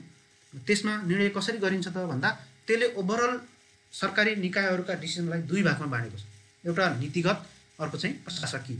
नीतिगत भनेको मन्त्री परिषदबाट हुने, बढीमा 4 तह हुने, संलग्न हुने जो मान्छे छ त्यसले 1 दिनभन्दा बढी लाउन नहुने, उपसचिव लेभलको मान्छेले प्रस्ताव लेख्नुपर्ने र 48 घण्टाभित्र प्रमाणित गर्नुपर्ने भन्ने कुराहरू छन्। अनि प्रशासनिक निर्णयहरू भनेको सचिवले गर्ने कुराहरू हो। यो चाहिँ 3 तह या 2 तहभन्दा बढी नहुने भन्ने कुरा छ। अब यो चाहिँ ब्याङ्कमा त्यति धेरै लागू हुँदैन, त्यसैले यसलाई चाहिँ तपाईँले स्किप गर्दै पनि हुन्छ। अब हाम्रो नेपालको निर्णय प्रक्रियाको सन्दर्भमा रहेका कमी कमजोरीहरू के छन् त, मेजर फोकस चाहिँ तपाईँहरूको यसमा हुनुपर्छ। मेजर फोकस है, समस्या नै क्वेसनको मेजर एरिया हुन्छ। त्यसैले नेपालको हाम्रो निर्णय प्रक्रियामा सार्वजनिक संस्थानहरूमा अथवा सार्वजनिक पब्लिक अन्डरटेकिङहरूमा रहेका समस्याहरू के छन् त भन्दा पहिलो कुरा त हाम्रो पार्टिसिपेसन छैन। निर्णय कसले गर्छ? जो अधिकार प्राप्त व्यक्ति छ उसैले गर्छ, अरूको कसैको सहभागिता गराउँदैन, न्यून पार्टिसिपेसन छ। अर्को चाहिँ पारदर्शिता पनि छैन। कसले कहाँ गर्छ भन्ने कुरा पत्रिकाबाट थाहा पाउनुपर्ने हुन्छ, भित्रैको कर्मचारीले पनि। भनेपछि बाहिरको स्रोतबाट थाहा पाउनु पऱ्यो, आफ्नै अफिसभित्रको डिसिजन भनेपछि द्याट इज नट ट्रान्सप्यारेन्ट। त्यस्तै अरू चाहिँ तहहरू धेरै छ। जस्तो 12औं तहले दस्तखत गर्छ भने 9औं तहको म्यानेजरले चाहिँ टिप्पणी उठाएर 10, 11, 12 गरे भयो नि त। 6औं तहबाट टिप्पणी उठाउने 7औं, 8औं, 9औं, 10औं, 11औं, 12औं। अनि यो त धेरै तहहरू भयो। जति धेरै तहहरू हुन्छ त्यति चाहिँ टाइम लाग्छ हैन, त्यति धेरै त्यो निर्णय बिचमै हराउने सम्भावना हुन्छ। तदर्थ निर्णय गर्ने प्रक्रिया भनेर भन्यौँ एडहक डिसिजन मेकिङ। समस्यालाई पुरा रूपमा स्थायी रूपमा समाधान गर्ने होइन, अस्थायी रूपमा तत्कालका लागि समस्याको समाधान गर्ने। त्यस्तै निर्णय पन्छाउने प्रवृत्ति छ, अभोइडेन्स एट्रिब्युट छ। अभोइडेन्स एट्रिब्युट छ हामीसँग। निर्णय नगर्ने, निर्णय गर्दा बिग्रिन सक्छ, बिग्रियो भने चाहिँ के हुन्छ त, गाली खाइन्छ। निर्णय नै गरेन भने त बिग्रिन्न, बिग्रियो भने नबिग्रेपछि त गाली खाइँदैन। त्यसैले निर्णय पन्छाउने प्रवृत्ति हामीसँग हाबी छ, जिम्मेवारी नै नलिने। त्यस्तै अर्को चाहिँ नीतिगत भ्रष्टाचारहरू छ। पोलिसी लेभलको भ्रष्टाचार। कुनै व्यक्तिलाई नीति नै बनाएर छुटहरू दिदिने, नीति नै बनाएर चाहिँ कसैलाई चाहिँ सहुलियत दिदिने, नीति नै बनाएर व्यक्तिहरूलाई बायस गराइदिने, त्यस्तो प्रकारको भयो भने त्यो पनि हाबी छ। त्यस्तै पर्याप्त तयारीको अभाव छ। त्यस्तै हाम्रो निर्णयहरू राजनीति प्रेरित छ, पोलिटिकल इन्ड्युस्ड डिसिजन मेकिङ गर्छौँ हामी, पोलिटिकल आइडियोलोजीबाट गाइडेड छ। किन भन्दा हाम्रो माथिल्लो लेभलमा जति पनि कर्मचारीहरू हुन्छ उनीहरू चाहिँ पोलिटिसियनसँग डाइरेक्ट लिङ्क हुन्छ, त्यसैले पोलिटिकल प्रेरित पनि हुन्छ। पपुलिस्ट एप्रोच छ, जनता धेरै जे चाहन्छन् त्यही अनुसार डिसिजन गर्छौँ, ऱ्यासनल डिसिजन मेकिङ हुँदैन। इलिट मासको प्रभाव छ। हामी कहाँ डिसिजन गर्दा ब्याङ्किङ सेक्टरमा राष्ट्र ब्याङ्कले डिसिजन गर्दा कसलाई हेरेर गर्छ त? 3 करोड नेपाली जनताको इकोनोमीलाई हेरेर गर्दैन। कसलाई हेरेर गर्छ त? ब्याङ्करहरूले के भन्छ, ठुल्ठुला ब्याङ्किङहरू कर्पोरेट हाउसहरूले के भन्छ, त्यसको आधारमा डिसिजन मेकिङ गर्छ भने that is known as elite mass होइन। त्यसको प्रभाव बढी नै छ। निर्णयमा स्थायित्व र एकरूपता पनि छैन। हिजो एउटै विषयमा एक थरी निर्णय गरेको छ, आज त्यही विषयमा अर्को थरी निर्णय गरेको छ, छिनछिनमा चेन्ज गरिराखेको छ। कन्सिस्टेन्सी, ल्याक अफ कन्सिस्टेन्सी छ, ल्याक अफ प्रिडिक्टेबिलिटी पनि छैन होइन। भ्यालु बेस्ड डिसिजन मेकिङ छ। तपाईँलाई के लाग्छ, तपाईँको कल्चरले, तपाईँको सोसियो साइकोलोजीले, तपाईँको पोलिटिकल आइडियोलोजीले जे तपाईँलाई गाइड गरेको छ, तपाईँको भ्यालुजहरू जे छ त्यसको आधारमा तपाईँले डिसिजन गर्नुहुन्छ। त्यस्तै कार्यान्वयन योजनाको कुरा हामीले गरेका थियौँ अघि, त्यो कार्यान्वयन योजनै छैन। हामी कहाँ डिसिजन मात्रै गर्ने हो, एक्सन प्लान बनाइँदैन। त्यस्तै अर्को स्रोत साधनले पनि सपोर्ट गर्दैन। त्यस्तै काल्पनिक निर्णयहरू कतिपय अवस्थामा पनि हामी गर्छौँ। अर्को कुरा चाहिँ हाम्रो ससाना कुरामा पनि टिप्पणी उठाउने, कागजी प्रक्रियाहरू धेरै लगाइदिने, धेरै मान्छेहरूलाई इन्भल्भ गराउने अनि समयमै निर्णय नगर्ने, तिनी कुराहरू समस्याको रूपमा रहेको छ। कृषि विकास बैङ्कमा जिम्मेवारी पन्छाउने प्रवृत्ति छ। आशय बुझेर निर्णय गर्ने, कसले के चाहन्छ त्यो चाहना बमोजिम निर्णय गरिदिने। साङ्गठनिक हितभन्दा व्यक्तिगत हितलाई हेरेर निर्णय गर्ने, निर्णयमा सहभागिताहरू कम गराउने, प्रविधिहरूको प्रयोग नगर्ने, तथ्याङ्क सूचनाहरू विश्लेषण पनि नगर्ने, समस्या चुनौतीदेखि भाग्ने, तदर्थ खालको निर्णयहरू गर्ने। त्यस्तै एडहक डिसिजनहरू गर्ने, विगतका डिसिजनहरूको फिडब्याकहरू नलिने, 11th आवरमा आएर डिसिजन गर्ने, अन्तिम समयमा आएर डिसिजन गर्ने। एकदम जस्तो हाम्रो पनि त्यही हुन्छ होइन। हाम्रो संविधानै अन्तिम 11th आवरमा आएर बन्यो। त्यसैले हामीले जे जति कामहरू गर्छौँ हाम्रो बानी नै के छ त, एउटा अन्तिम रूपमा आएर मात्रै डिसिजन गर्ने। यसले गर्दा सही डिसिजन हुन सक्दैन, सही एनालाइसिस हुन सक्दैन होइन। निर्णयको कार्यान्वयनशीलता नहेर्ने, इम्प्लिमेन्टेबिलिटी, अनि निर्णय जति सब आफैले गर्न खोज्ने, अधिकार प्रत्यायोजन नगर्ने होइन। त्यस्तै समस्याहरू हाम्रो रहेका छन्। अब यो समस्याहरूलाई समाधान कसरी गर्न सकिन्छ त? एउटा त पार्टिसिपेसन बढाउनु पऱ्यो, स्टेक होल्डरहरूको पार्टिसिपेसन बढाउनु पऱ्यो। त्यस्तै अर्को चाहिँ ट्रान्सप्यारेन्सी, तपाईँले के गर्दै हुनुहुन्छ त्यो चाहिँ एटलिस्ट स्टेक होल्डरहरूलाई देखाउनुहोस्। अर्को ऱ्यासनालिटी कायम गर्ने, इलिट मास, पब्लिक चोइस जस्ता कुराहरू होइन। हामीले हेर्ने भनेको इभिडेन्सहरू हो, तथ्यहरू हो। त्यसको आधारमा तपाईँले फाइदा बेफाइदा के छ, तपाईँ भन्नुको मतलब सङ्गठनलाई त्यो हेर्ने हो। डाइनामिक्स हुनु पऱ्यो, एकदम रिजिड भएर बस्नु भएन, समय र परिस्थिति अनुसार चेन्ज हुन सक्नु पऱ्यो। क्वालिटेटिभ, गुणात्मक निर्णय गर्नु पऱ्यो, धेरै निर्णय गर्ने, कार्यान्वयन एकदम कम गर्ने। त्यो एट्रिब्युटबाट हामी चाहिँ बाहिर आउनु पऱ्यो। फ्याक्ट बेस्ड हुनु पऱ्यो, टिप्पणीको घनचक्करको अन्त्य गर्नु पर्यो। टिप्पणी नै टिप्पणी, जे काममा पनि टिप्पणी, हरेक काममा टिप्पणी, त्यो भएन। सिधै निर्णय गर्ने, जो निर्णय गर्ने अधिकारी हो त्यसले चाहिँ सिधै तोक आदेश गरेर निर्णय गराउने, त्यस्तो खालको हुनु पर्यो। निर्णय पन्छ्याउनेलाई कारबाही गर्नु पर्यो। उत्तरदायित्व सम्बन्धी कानुनहरू आएको छ अहिले, वित्तीय उत्तरदायित्व, आर्थिक कार्यविधि तथा वित्तीय उत्तरदायित्व ऐन 2076 भन्ने छ। त्यसले चाहिँ के भन्छ त, जसले जिम्मेवारी पन्छ्याउँछ, निर्णय गर्दैन, त्यसलाई चाहिँ कारबाही हुन्छ भन्ने कुरा गरेको छ। तर त्यो अब कतिसम्म कारबाही हुन्छ, कारबाही गर्नु पर्यो। यथार्थ रियलिस्टिक डिसिजनहरू गर्नु पर्यो।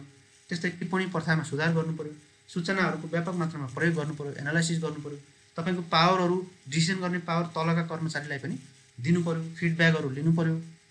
मोनिटरिङ सिस्टमहरू बसाल्नु पर्यो। पार्टिसिपेटरी डिसिजन मेकिङमा जोड दिनु पर्यो, होइन। स्पष्ट कार्यविधि र मापदण्ड बनाउनु पर्यो र विज्ञको संलग्नता गराउनु पर्यो। अब यति भनिकन guidelines for effective decision making, एकदम प्रभावकारी डिसिजन मेकिङ गर्नु पर्यो भने तपाईँले के कुरामा ध्यान दिनुपर्छ त, त्यसको गाइडलाइनहरू के हुनुपर्छ त भन्दा, पहिलो कुरा त तपाईँले कल्चरल डिफ्रेन्सेसहरू बुझ्नुपर्छ। हाम्रो सङ्गठनमा काम गर्ने व्यक्तिहरू, हाम्रा भेन्डरहरू, हाम्रा सप्लायरहरू, हाम्रा क्लाइन्टहरू, हाम्रा सेयर होल्डरहरू, हाम्रा स्टेक होल्डरहरूको कल्चरल डिफ्रेन्स है, त्यो सबैले एउटै कुरा ग्राह्य हुँदैन हो। त्यो कुरा बुझेर डिसिजन गर्नुपर्छ एउटा। अर्को, create standards for good decision making. कस्तो गुड डिसिजन मेकिङ हो त, कुन कुन क्राइटेरियाहरू पुरा भयो भने गुड डिसिजन मेकिङ हो, त्यसको पनि तपाईँले स्ट्यान्डर्डहरू मेन्टेन गर्नु पर्यो। त्यसका लागि इन्फर्मेसनहरू युज गर्ने, स्टेप्सहरू फलो गर्ने, क्राइटेरियाहरू डेभलप गर्ने, होइन। No when it's time to call it off, call it quits. अर्को एउटा गाइडलाइन भने त्यो भनेको के हो भन्दा, तपाईँले एउटा डिसिजन गरिसक्नुभयो एकपल्ट भनेपछि त्यो डिसिजनलाई फिर्ता लिन तपाईँ डराउनुहुन्छ। तपाईँलाई के लाग्छ, हे हिजो मैले गरेको डिसिजन आज मैले कसरी फिर्ता लिने, त्यो होइन। यदि डिसिजन एकपल्ट गरिसकेको छ र त्यो डिसिजनले राम्रो काम गरेन भने तपाईँले फिर्ता लिनु पर्यो। रङ डिसिजन भएको छ भन्ने कुराको तपाईँले स्वीकार गर्नु पर्यो, होइन। त्यस्तै प्रोसेसलाई एकदम पारदर्शी बनाउनु पर्यो। इफेक्टिभ डिसिजन मेकिङ प्रोसेस तपाईँले गर्नु पर्यो। 80/20 रुल भन्ने छ। यो रुल भनेको के हो भन्दा, परेटो अप्टिमालिटी भन्ने तपाईँले कतै सुन्नुभएको छ, इकोनोमिक्सको स्टुडेन्ट हुनुहुन्छ भने। त्यस्तै रुल यहाँ डिसिजन मेकिङ पनि लागु हुन्छ। त्यो के हो भन्दा, 80% of the results come from the 20% activities. 20% मात्रै एक्टिभिटिजले 80% रिजल्ट निकाल्छ है। त्यसले हामीले डिसिजन गर्दा यो रुल चाहिँ फलो गर्नु पर्यो। यो रुलले के भन्छ त, एकदम थोरै डिसिजन गरेर पनि धेरै कुराहरूलाई तपाईँले प्रभाव पार्न सक्नुहुन्छ। धेरै डिसिजन गरिराख्नु पर्दैन। डिसिजन भनेको थोरै हुन्छ, त्यसले धेरै एक्टिभिटीहरूलाई समेट्छ, होइन। त्यस्तै develop your ability to think clearly, एकदम प्रब्लममा फोकस गर्ने, डिसिजन मेकिङलाई इम्प्रुभ गराउने, इभ्यालुएट गर्ने, यो सब टेक्निकहरू तपाईँले जान्नुपर्ने हुन्छ। अब अहिलेको नवीनतम प्रवृत्तिहरू के छ त, इमर्जिङ ट्रेन्ड्स। एउटा त पार्टिसिपेसन गराउनुपर्छ स्टेक होल्डरको। अर्को, रिस्क एनालाइसिसहरू गर्नुपर्छ, साइन्टिफिक मेथडहरू युज गर्नुपर्छ। फिडब्याकहरू, प्री फिडब्याकहरू लिने, स्टेक होल्डरबाट पहिल्यै फिडब्याक लिने। यो डिसिजन गर्दा कस्तो लाग्ला तपाईँलाई भनेर पहिल्यै प्री फिडब्याक, पछाडि होइन, पहिल्यै फिडब्याक लिने। फ्लेक्सिबिलिटी गर्ने, आइसिटीहरूको युज गर्ने, डिमान्ड ड्रिभन हुनु पर्यो, जनमतको कदर गर्नु पर्यो। बााउन्ड्री लेस भनेको इफेक्टिभ बाई ग्लोबल इस्युजहरूलाई तपाईँले सम्बोधन गर्नु पर्यो। इन्क्लुसिभ हुनु पर्यो, इक्विटी बेस्ड हुनु पर्यो, सबैलाई समेट्ने हुनु पर्यो। जाति, धर्म, वर्ण, लिङ्ग, भाषा, धर्म इत्यादि सबलाई समेट्ने। भर्चुअल डिसिजन मेकिङको कुराहरू पनि आइरहेको छ, होइन। त्यस्तै creative decision making, situational decision making, consensual decision making, सबलाई सहमत गराएर transformative and visionary decision making भन्ने कुराहरू छ। नेपालको डिसिजन मेकिङका सबल पक्षहरू के छन्, निर्देशिकाहरू बनेको छ, कार्यविधिहरू छन्, होइन। त्यस्तै निर्णय गर्ने अधिकारीहरू तोकिएको छ, पार्टिसिपेटरी बनाउने भन्ने कुराहरू खुलाइएको छ, एक्सपोर्टको सहयोग लिने प्रणालीको सुरुवात गरिएको छ, हाम्रो राइट टु इन्फर्मेसन एक्ट छ, पारदर्शिता सम्बन्धी कुराहरूमा जोड दिन थालिएको छ, साइन्टिफिक एप्रोचहरू अवलम्बन गर्न हामीले थालेका छौँ। अब यति भन्दै मेरो